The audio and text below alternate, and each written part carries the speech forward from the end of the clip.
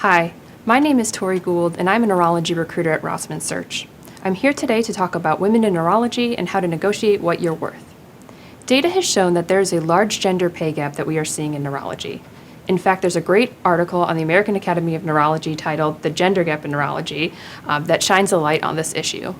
They quote an article in Medscape Medical News published in 2015 that reported a $37,000 difference in salary between male and female neurologists.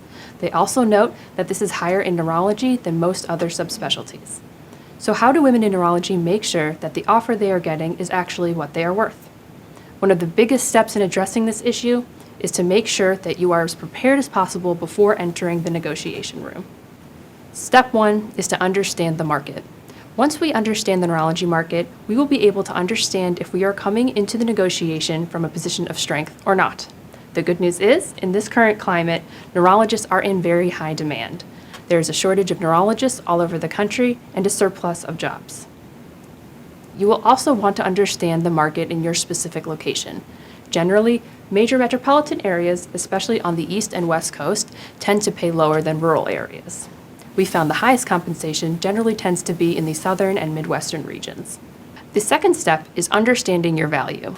At this point in the negotiation process, you should have a good understanding that you have met the program's clinical needs, established a relationship with the team, and have overall aced the interview. The proof of that is the offer you have right in front of you.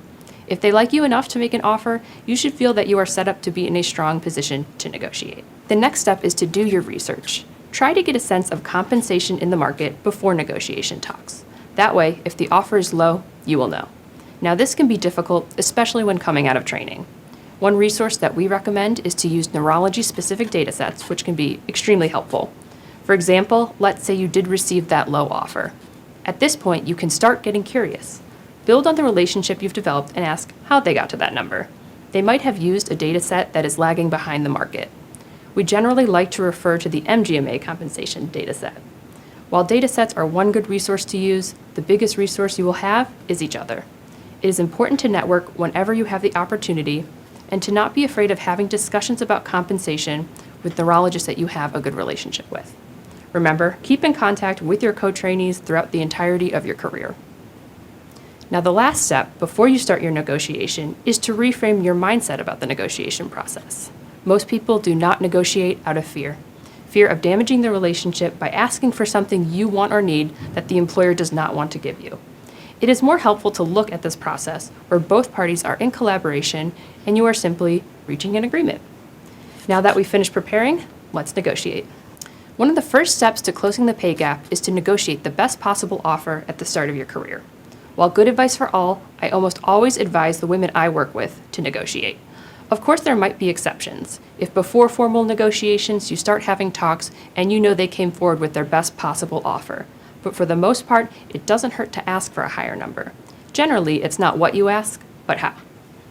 While there are numerous tips and strategies in negotiation, one that is important to know is how to communicate what skills you bring to the position and how you are fulfilling the program's needs.